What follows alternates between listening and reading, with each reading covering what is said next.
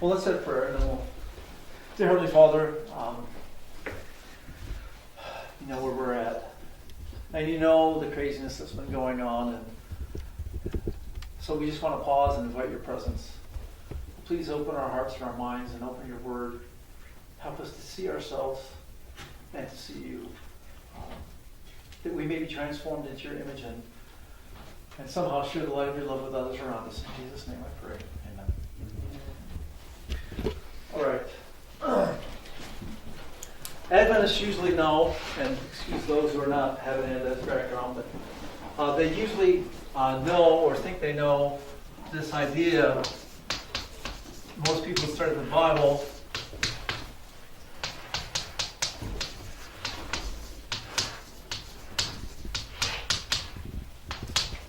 The mark of the beast. Have you ever heard of that before? Okay. Now, what happens usually is we go to Revelation and we talk about, we're going to end up talking about Sunday laws and the whole 9 yards, okay? Which, by the way, then where is that? Is that past, present, or future? The Sunday law is future. It's future. Okay, so that's future, right? So we end up spending a lot of time, and you notice in our evangelism we'll send out brochures about the beast and all this, and then we'll tell everybody about how Sunday's the wrong day, you know, and that kind of becomes the basis of what we're doing, right? And how effective has that been in terms of sharing Christ with people? No. It's not. Why?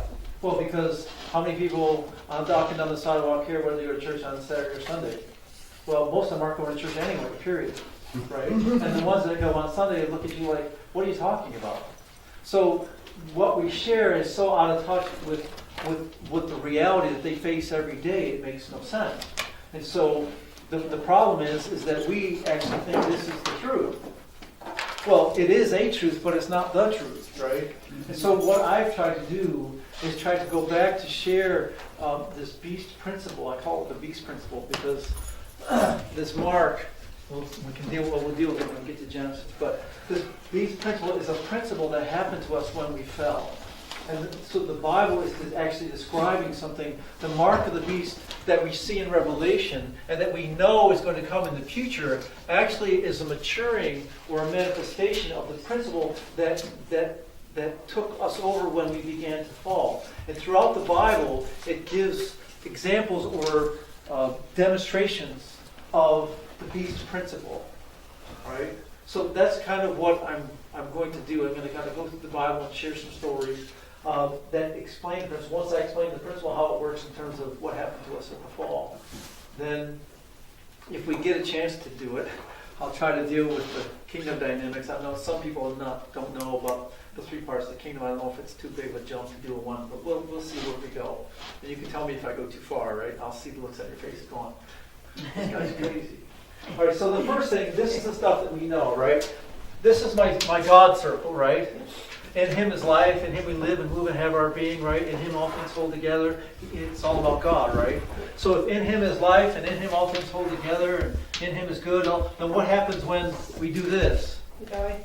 All right. So, and by the way, God told us, and He told all the angels as well, that the day that you step outside of my principles, you will surely die. So it doesn't matter whether it's eating an apple or whatever it happens to be. If you reject the principles of God, you're rejecting God. Now you're out on your own. And since He's the source of life and now I'm on my own, what happens to me when I step outside? Well, the wages of sin is death. By the way, this is sin or death because there's no law. The law God gave to establish life, everything is based on set laws, set principles. Everything. Right? So it doesn't matter if you take physics, or if you take biology or chemistry, or if you take anatomy, it doesn't matter what you take. Everything is based on set principles, set laws. And many people go to college and spend their whole life and lots of money to get a degree in a specific area and learn about these laws. How does an airplane fly, or whatever? How does a computer work? Everything functions by set laws. So God put everything under set laws. Sin is lawlessness, the absence of law. And so if there is no law to govern reality, then what happens to matter? It falls apart. It falls apart. That we call that death, right? Corruption is the process of things falling apart. And that's what this is. This is lawlessness. Now here, the wages of sin is death. Now, what happened with Lucifer is the same thing that happened with us, is that we encounter death and what happens? Feel good. It doesn't feel good. And can we fix it? No, No. So I can't stop the process, so what do? recreate. Try to make myself feel better because it hurts. I can't stop the process, so I'm going to start, this becomes the principle, which I'm going to make it feel better. What happens is I begin now to function not on principles, but on how something feels to me, right? So reality now, for me, and notice I say for me because now I'm God. I stepped outside of God, right, to believe in the lie that I'm God. Now I'm God. My reality for me is based on how I feel. And it doesn't matter how many of you peons I have to bulldoze over to make myself feel better. Tough for you. Makes me feel better. Isn't that what Lucifer did? So Lucifer's out here, and he's inviting angels to say, come on out with me, and you'll know you're God too. And how did Jesus describe him in John 8? Jesus said to Lucifer that he was a liar, And a murderer. right? And a murderer. He was lying. Why is he lying? Because he says, oh, it's fine out here. He knew it wasn't.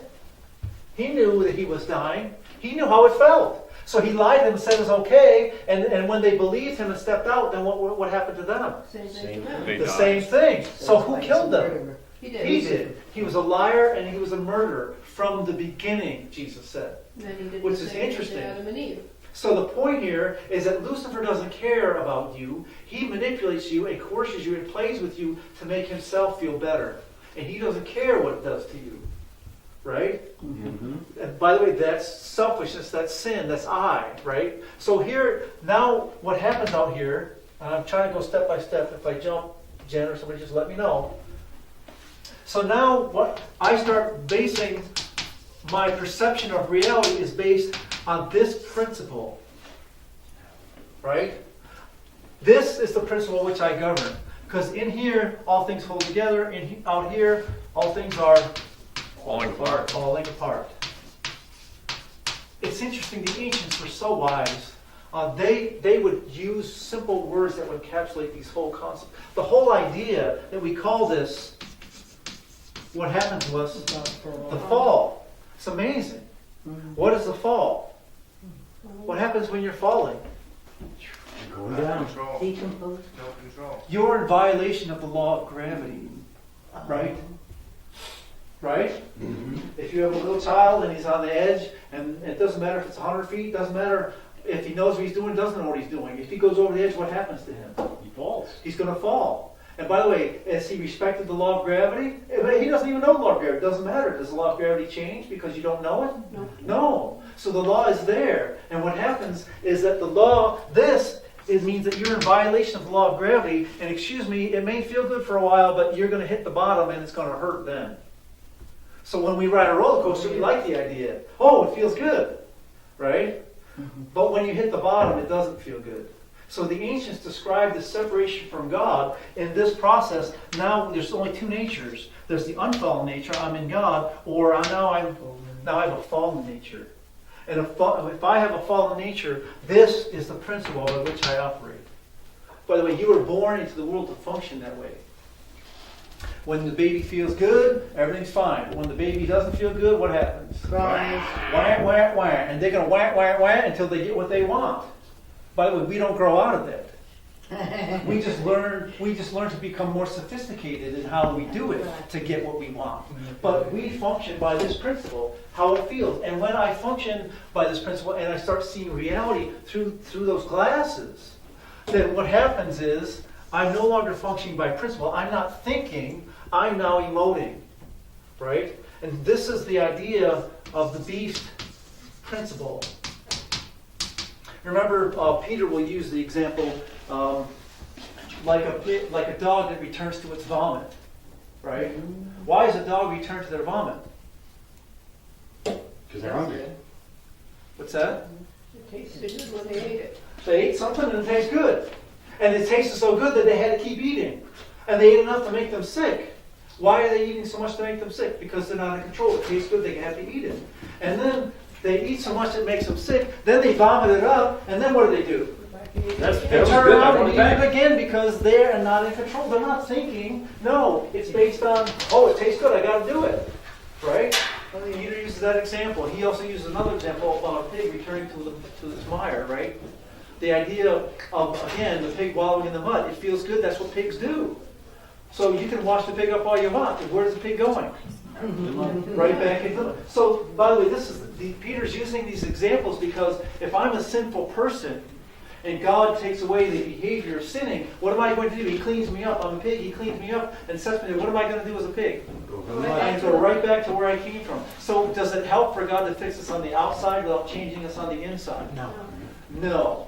And this is why most people think religion deals with behavior. Religion doesn't deal with behavior. Religion deals with changing people on the inside. Once the inside changes, the outside will change. But you can change the outside all you want. To God, it's the same thing. And it's only a matter of time before the pig goes back to the mud. But if you allow God to change you on the inside, then you don't go back to that behavior. Yes. So this is what the beast principle, all right? The beast principle is functioning by how it feels. If you function by how you feel, then you are a beast. You are an animal. That's how animals function. Animals were not given higher faculties to reason, to principle, and to choose. Animals function based on how it feels. They smell it, they taste it, they see it, they got to do it. Now, there's a reason why. What form did Satan take to deceive Eve? Came as a beast. Came as a lower functioning creature. Yes? And what did he do? How did he deceive her? Told her it would feel good. He starts talking. Right? Now, how do you know a snake that talks? Right? Something's weird here, right? So what's he telling her? Right away, without even saying a word, what was he telling her? He's lying. He's fake. If you do what God told you not to do, you'll have abilities above and beyond what you would naturally have if you didn't do it. I was a snake that didn't talk, but I ate the fruit, and now guess what? Now I have faculties and abilities that other snakes don't have. See what God's withholding from you? And he did all that by not even saying a word. Isn't that amazing? He's modeling the very principle of the beast principle. He's modeling it to her, and he's sending the message to her, and the message is coming through, and she's not even catching it. That's why the Bible says that Eve was deceived. By the way, Satan's very good at this. I talked about in my sermon about if you watch the news or if you watch TV or if you're watching movies and you are being inundated and indoctrinated. Whether you know it or not doesn't matter. I can tell you funny stories about that stuff too. But anyways, the media is all about manipulation and controlling people's thinking. Satan takes the form of a snake because he's modeling what he's trying to do. And Eve believed the lie. Okay?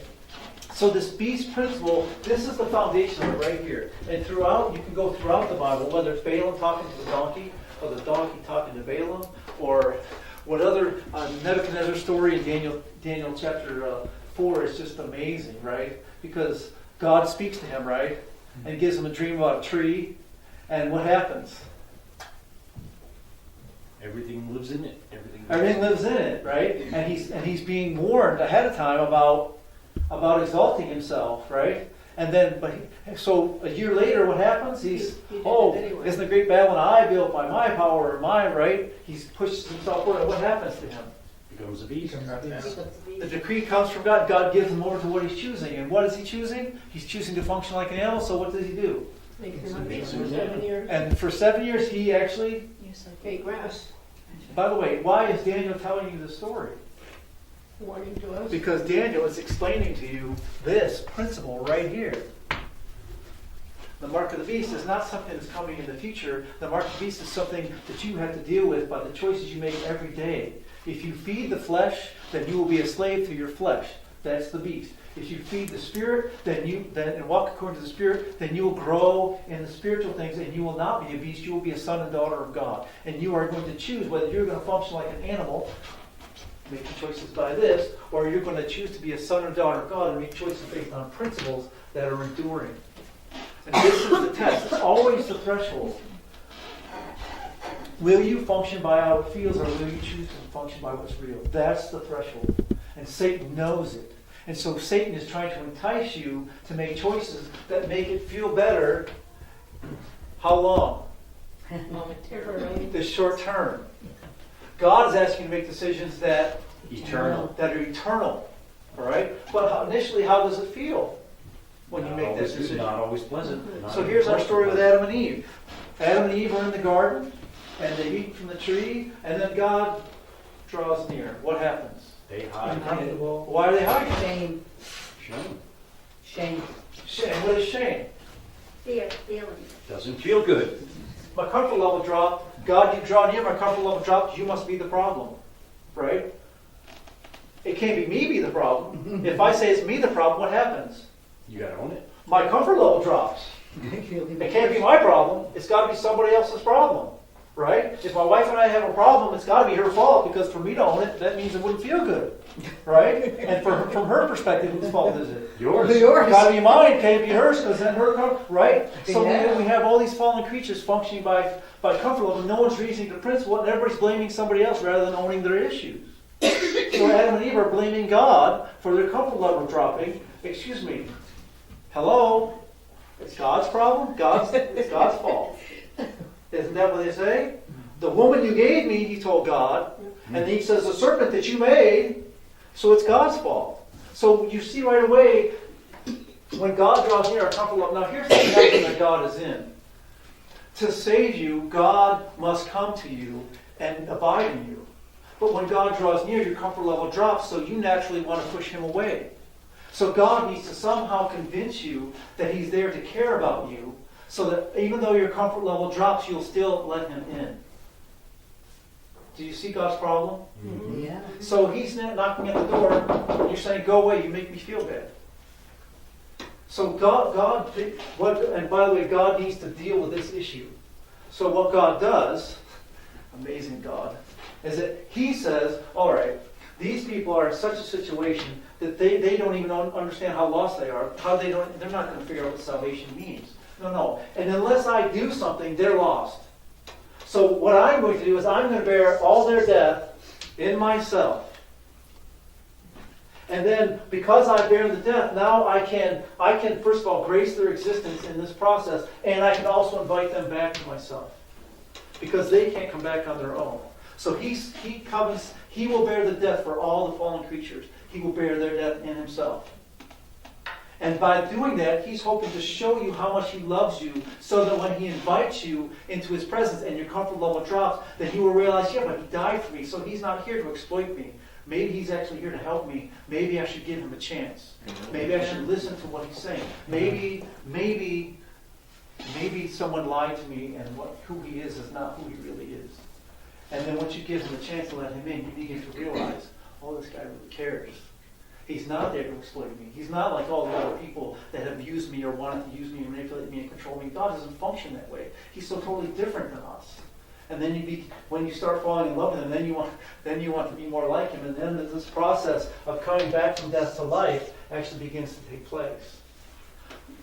Now, we don't usually think about, and this is what we do need to think about, the cost of our salvation, what Jesus actually bore in himself, to bear the death of everything that sin has ever touched. We don't realize, and we talked a little bit about it, what Jesus actually experienced on the cross. We have no idea. We'll throughout eternity, I mean, everything that sin has touched, you think about it, every leaf that falls to the ground, every dead animal that you see alongside the road, everything that sin has touched and destroyed, Jesus bore all that sin in himself, all that death. He bore it. When Jesus restores, after everything's done, how much is going to be restored? All of it. Everything. How does he have the right to restore everything? Because he won that at the cross. Because he bore the death of everything. That's why he has the right to restore everything, right? He's not just restoring us, he's restoring this earth, this world, everything, all the animals, everything. So we do not understand. We have only a glimpse of what the price that Christ has paid for us. When we get to heaven, our minds are going to be blown away in terms of what he has actually endured and experienced to save our carcass, to save us and to save our world. It's just amazing. And that's the story of salvation that we're supposed to be understanding and proclaiming. So this principle of functioning by how I feel, this is where we need to start looking at ourselves. And it's a painful journey. We can say, oh, that's hard. And we start using all these comfort level words, right? But God is trying to wean us away from functioning by our feelings because our feelings lie to us. All right? Yes, that chocolate cake looks so nice, and that chocolate frosting, oh, it looks so good, and it tastes so good when I put it in my mouth. Excuse me, you are poisoning yourself, you're killing yourself. You're destroying brain cells, you're hurting your body, you're doing something that's destroying you. Oh, okay, I shouldn't choose chocolate cake, I need to choose cocaine or something, and then you guys say, oh, I don't do that, right? But you notice the principle is always the same. And the more subtle the deception, the more deceptive it is, right? So most people can have a sugar problem and think they're okay, because in our society, eating sugar's fine. And even in our church, eating tons of sugar's fine, right? Mm-hmm. Smoking crack or doing cocaine or drinking, those are taboo things. We would never do that. We're good Adventists. So we're fine. No, excuse me. Wait a second. What principle by which are you functioning? If I'm functioning by this, I'm the same as the guy on crack or doing heroin. It doesn't matter. It doesn't matter what the thing is that I'm doing to function by comfort life. If I'm functioning by this principle, I'm a beast. And I'm not taking care of my body temple.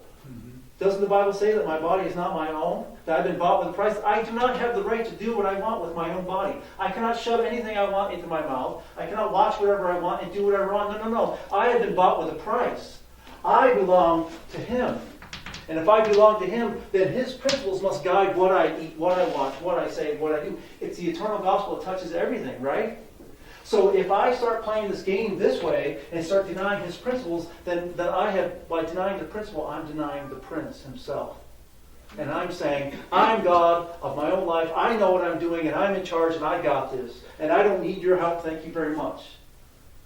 And we tell Him to go away. And when you tell God to go away, what does He do? He goes away. He goes away. And then what happens when He goes away? And we continue to function by this principle. Then what happens? We get worse. It's a matter of time before We get worse.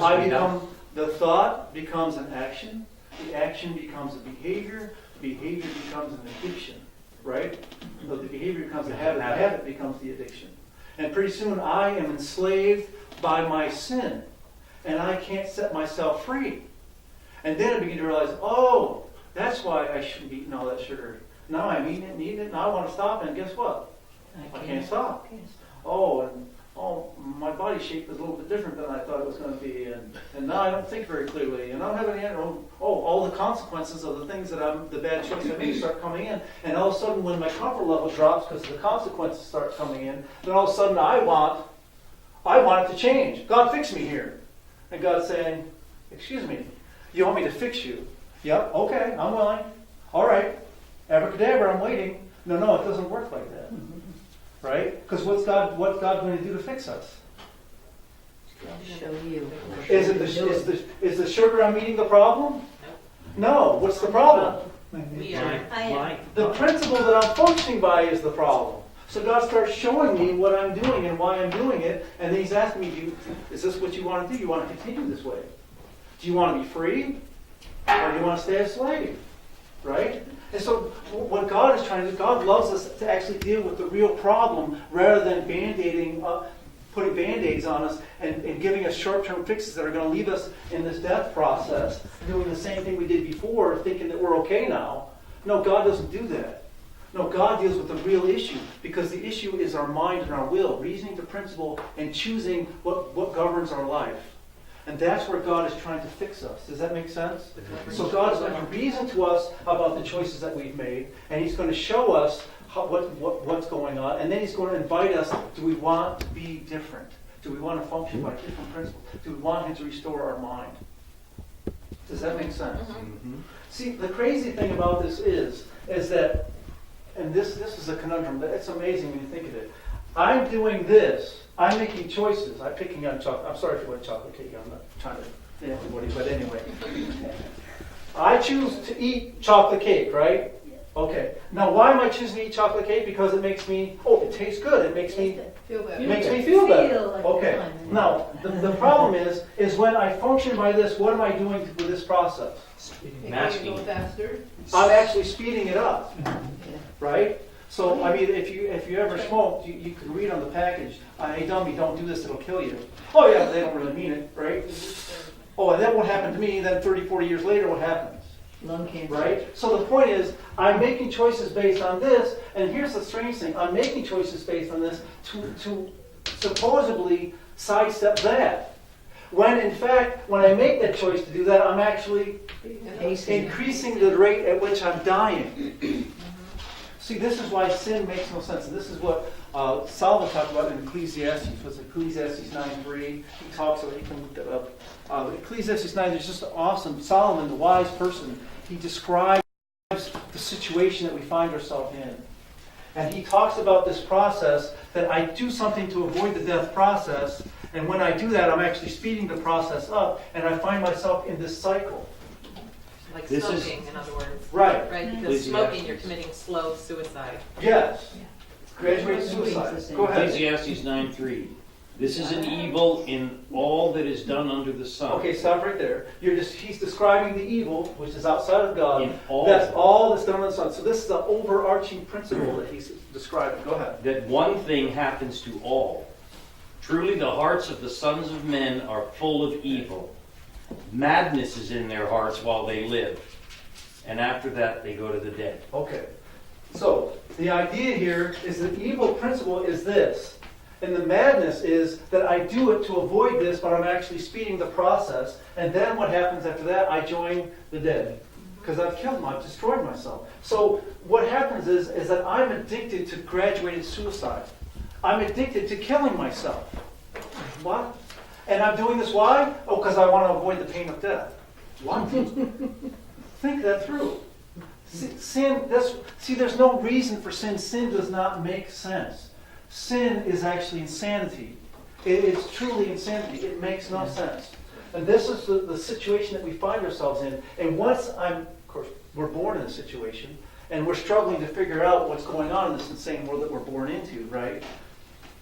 And most of the time we don't figure it out, but we develop our personal characteristics and our escape mechanisms. We begin to develop them from little children. Little children begin to figure out what makes them safe, what doesn't make them safe. They know the birth order, and oh, I can't compete with older brother for attention that way, I gotta do it this way. Or, oh, I can't compete with my sister, she's smarter than me, I gotta do it this way. And everybody finds their own little personal nick, and you start forming your own personality and your own character, and you don't even know you're doing it as a little child. You're forming who you are. And you're beginning to form habits and tendencies that are going to follow you for years until the time when you come to the age of awakening, when you're supposed to awaken and be able to look at yourself and start deciding, do I want to be this or do I not want to be this? And if you know, most of us, that's sometime in our 20s. Which by that time, most of us have already made huge decisions that have locked us into something that we can't even get out of. So we don't figure out who we are until we're already imprisoned. Oh, yeah. Right? And then we wonder why life is hell and nothing seems to be working. And I thought I found Prince Charming and life was going to be happy ever after. That's what when I sat and watched Walt Disney, that's what they told me. Excuse me, that's not how it works. And why is Walt Disney lying to you about that? Because Walt Disney's based on this principle right here. And it's purposeful to lie to little kids and tell them, oh, just have this little fantasy and you'll find Prince Charming, or you'll find the little princess and you'll meet her and life will be happy ever after. Excuse me, what reality you're dealing with? Well, they're not. Right? So Satan has a million ways to lie to us, but what he's doing is and this is the principle, he's using us to destroy ourselves. He's using us to enslave ourselves. He's using us to kill ourselves. Do you see that? Well, it doesn't have to work if we do it for him. I got a Well, question. and all he has to do is push some buttons and we perform. In your little circle there, I mean, I call it the addiction cycle. When Paul's talking about after we sin for a while, that sin dwells in us, and that's sin dwelling in us, and then we can't get ourselves out of it without Christ's help, right? That's right. And we're born into this. We can't. That's why we need to be born again. We're born into this. We don't even know what's going on. And once I figure it out, that doesn't matter. I can't fix it. Right? Isn't that what Paul says in Romans 7? Yeah, I can't fix it. I can't do it. No. I see what's going on. The good I want to do, I don't do. And the evil I don't want to do, I keep on doing. Right?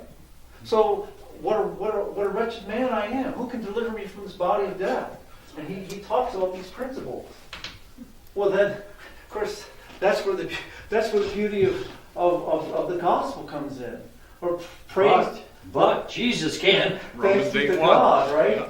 Right? So God intervened. He saw our helpless, hopeless condition, and He intervened on our behalf. But as I told you, God is going to respect our mind and our will. God will not barge in and make decisions for you.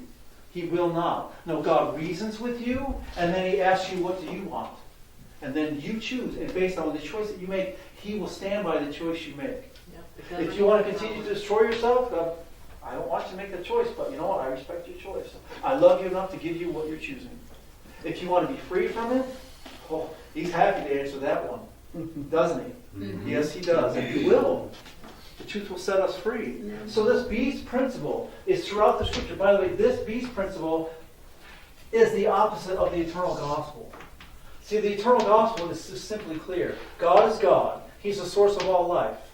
All creation, all creatures draw life and the source of life from the Creator. Apart from the Creator, you can have no life. Okay?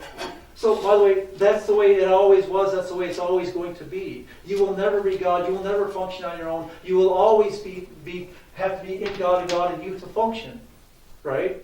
Now, God isn't dictating what you do, but if He's not abiding in you and you're not abiding in Him, you don't have life to make a choice with. Right? But so the point is, the dependence on the Creator and Him as a source of life is a fundamental principle of the eternal gospel. That's why the first angel's message says, fear God, and before Him the hour of His judgment has come. Worship Him who created the heavens, the earth, the sea, and the springs of water. He created all things. He not only created them, He sustains all things. So apart from Him, there is no life. And that's all He's asking us to understand and to acknowledge. Please listen to my voice. Abide in me, and I will abide in you. And once you abide in Him in heaven, is there anything you can't do? Any choice you can't make? Is there anything you can do on this earth that you can't do in heaven? No. No. And by the way, in heaven, there's no downside to it. Right? No. See, so this idea of creatures understanding that they're a creature and He's the Creator is the fundamental principle that He's trying to get us to understand. And once I begin to apply the principles, then I start seeing how what I'm doing makes no sense.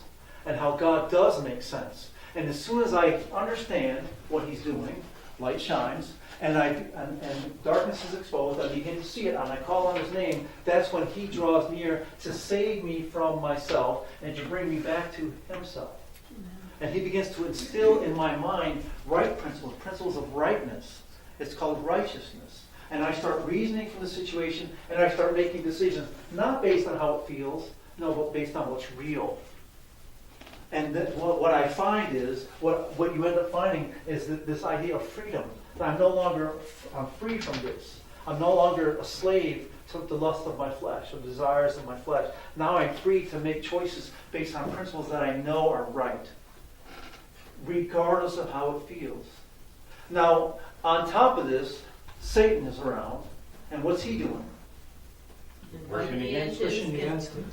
What's that? Pushing against it. Pushing against it? Working against it. Working against it. So you're saying, I want to follow God. And so what's he going to do? Oh, yeah? He's going to try to make it Uncomfortable. not feel good. Double- And why? double Because, what's that? Double Usually fudge. back to God.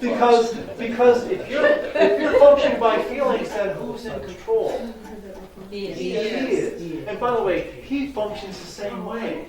He's getting a kick out of driving you into the ground so He doesn't have to look at Himself and deal with His own issues.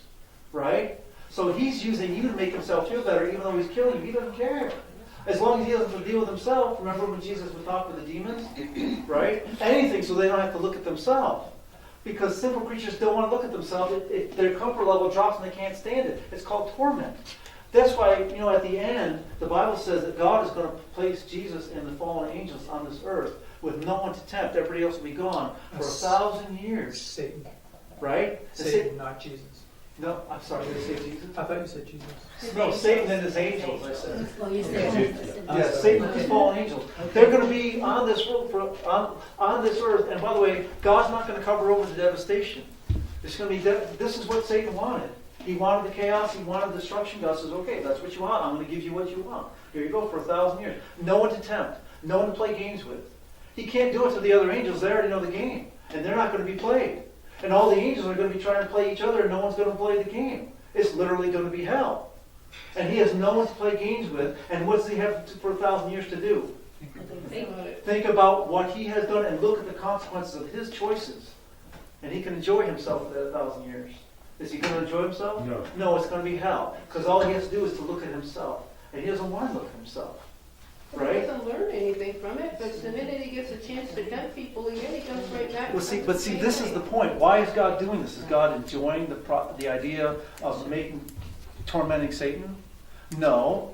God, first of all, is respecting his will. He's given him, this is what he chose. God has to, because God loves him, God has to give him what he chose.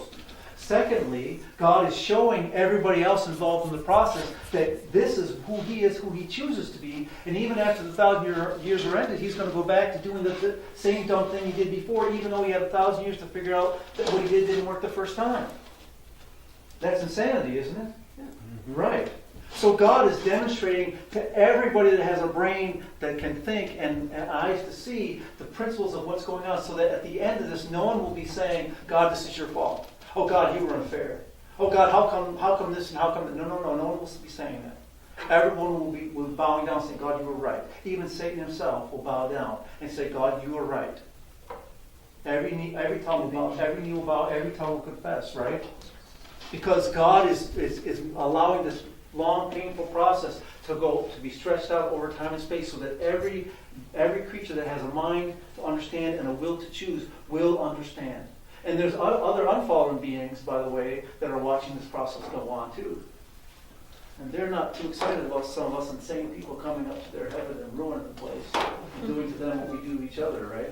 They want to make sure that we're fixed first, that we're safe, right? How would you like it if the last serial killer got out of prison and lived next door to you? How would you feel about that? Yeah. How safe would you feel with your kids in the yard? Well, that's the way the other worlds look at us, right? You're going to bring those murderers, and those addicted people based on function like animals, you're going to bring them to heaven and live with us? Are you serious, God? Right? So that's what they think when they look at us.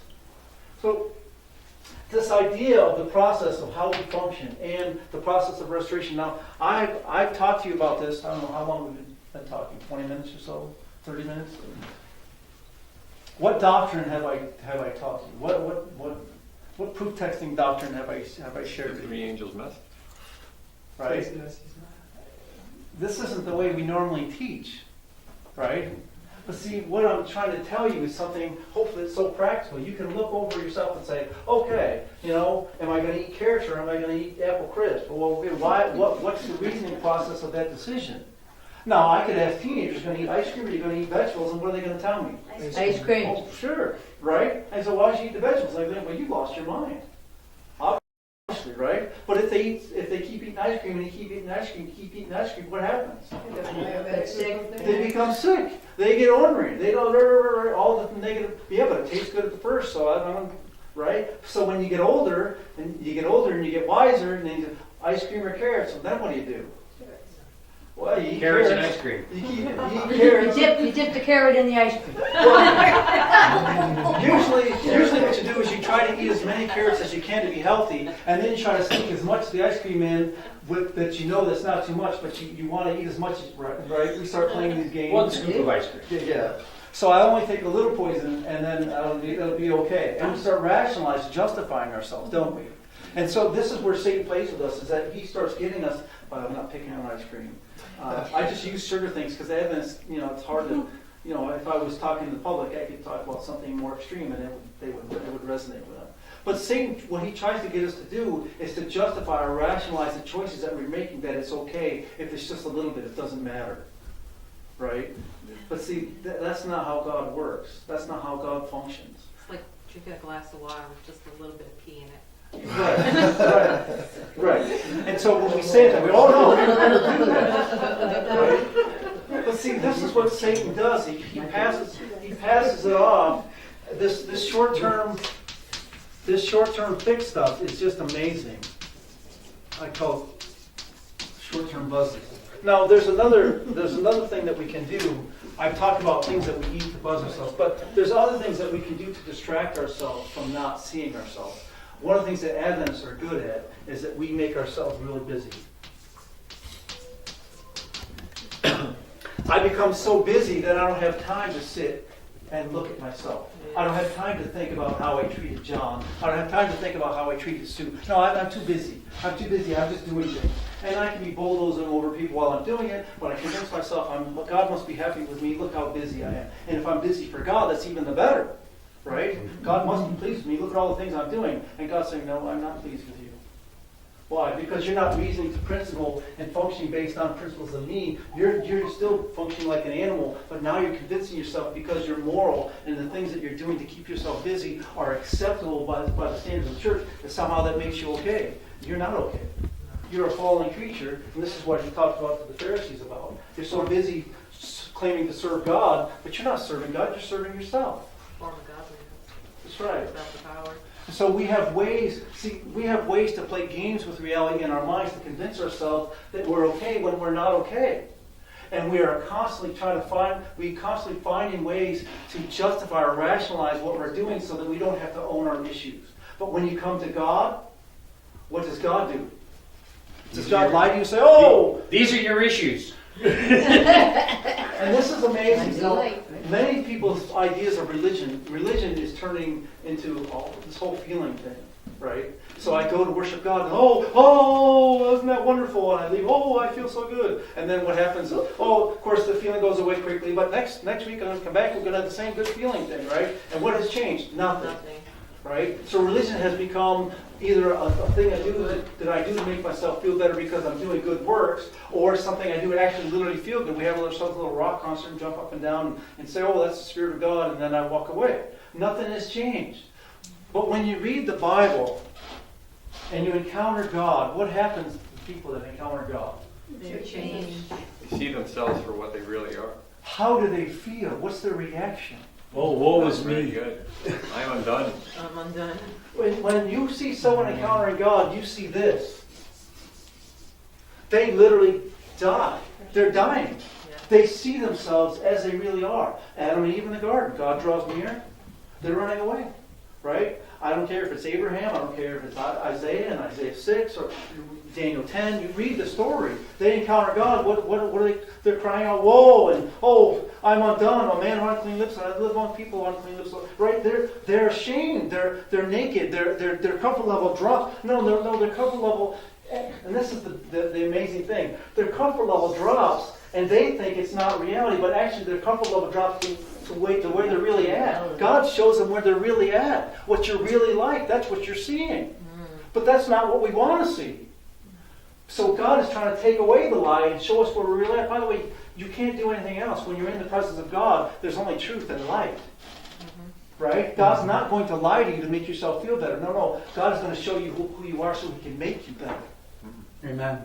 Amen. Right? So this idea of religion and encountering God, most people don't like the truth of God because it's not what their itching ears want to hear, as the Bible says. It's the truth that would set them free, but the initial discomfort is something that they don't want to deal with. They don't want to own their issues, and they don't want their comfort level to drop. The harlot in Revelation 17, we pick on her, but she says, I sit as a queen, and I will see no sorrow, and I will never mourn. What's she saying? Comfort I'm level. not in reality. I'm in charge of my own little world, and my comfort level is not to drop. And if you drop my comfort level, watch out. Right? What happened to Elijah when Jezebel's comfort level dropped? What happened to John the Baptist when Herodias' comfort level dropped? What happens when you touch mommy or Queen Mommy and her comfort level drops? Right? The old saying, if mommy ain't happy, nobody's happy. Where does that come from? Right? Where does that come from? Right? So the point here is that this is what the harlot, this is her thinking. I'm a queen, and I'm not a widow, and I will never mourn. My comfort level will never drop. That's the standard she lives by. And if you drop her comfort level, boy, there's hell to pay. But see, is it truth? Is it in truth? No. It's all about her. I'm trying to find that. I can't find it. You can't find it? Well, I probably told you Revelation 17. Maybe it's Revelation 18.